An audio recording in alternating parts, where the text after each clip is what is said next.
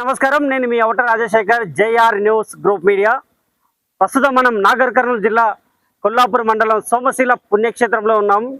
తెలంగాణ రాష్ట్రంలో ప్రసిద్ధిగాంచిన సోమశిల పుణ్యక్షేత్రం అంటేనే ఎంతోమంది భక్తులు నిత్యం ఇక్కడ వచ్చి లలిత సోమేశ్వర ఆలయంలో ప్రత్యేక పూజలు చేస్తూ దర్శించుకుంటారు.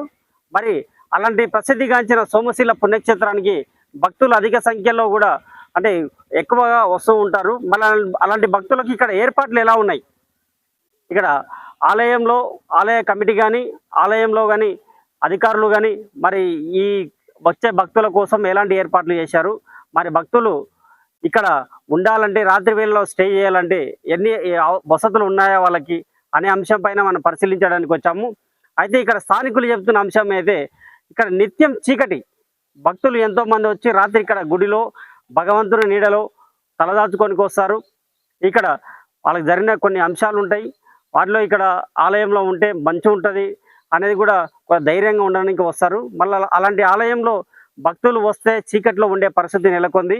మరి ఇక్కడ ఆలయాలదా మరి నిర్లక్ష్యము, మరి కమిటీ సభ్యులదా నిర్లక్ష్యం అనేది పక్కన పెడితే ఇక్కడ భక్తులకైతే సమస్యగా మారిందని మాత్రం ఇక్కడ స్థానికులు చెప్తున్నారు. మరి ఇక్కడ నైట్ వాచ్మెన్ కూడా ఇక్కడ ఉన్నాడు. మళ్ళా వాళ్ళు భక్తులకు నిజంగానే చీకటి ఉందా, ఇక్కడ ఆ భక్తులు వస్తే ఒకవేళ చీకట్లో ఆ భక్తులు ఎలాంటి సమస్యలు ఎదుర్కొంటున్నారు? మీరు బ్రదర్ అన్న, మీ పేరేం పేరు? సీనా, ఇక్కడ మీరు ఉంటారా? ఇక్కడ పనిచేస్తారా? అంటే ఇక్కడ ఏమైనా సమస్యలు ఉన్నాయా? చీకటి ఉందా లేకపోతే? చీకటి నీళ్ళ వసతి బానే ఉంది. ఒకటి మన కరెంటు ముఖ్యం సార్. కరెంటు ప్రాబ్లం లో భక్తులకు ఇబ్బంది, పురుగు బూసి ఇట్లా ఎప్పుడు మన ఇంట్లోనే లైటింగ్ లేకపోతే మనం ఉండలేం కదా. ఎంతో మంది భక్తులు వస్తుంటారు అనుకోకుండా.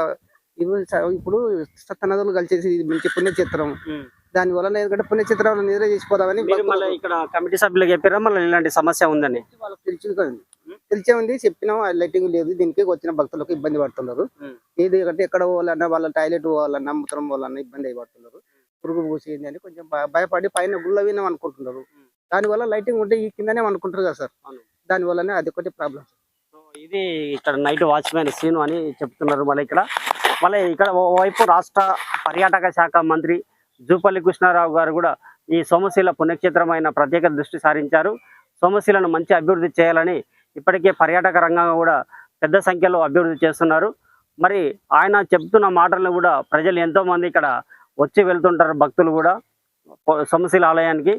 మరి ఆలయ కమిటీ సభ్యులు మరి ఇక్కడ అధికారులు కూడా స్పందించి సోమశిల పుణ్యక్షేత్రంలో లలితా సోమేశ్వర ఆలయంలో రాత్రి వేళలో చీకటి లేకుండా, దేవుని ఆలయమే చీకటిగా మారకుండా మరి ఎప్పుడు వెలుగులు నింపాలని స్థానికులు భక్తులు కోరుతున్నారు. నేను మీ అవట Rajasekhar, JR news group media. అందరికీ ధన్యవాదాలు.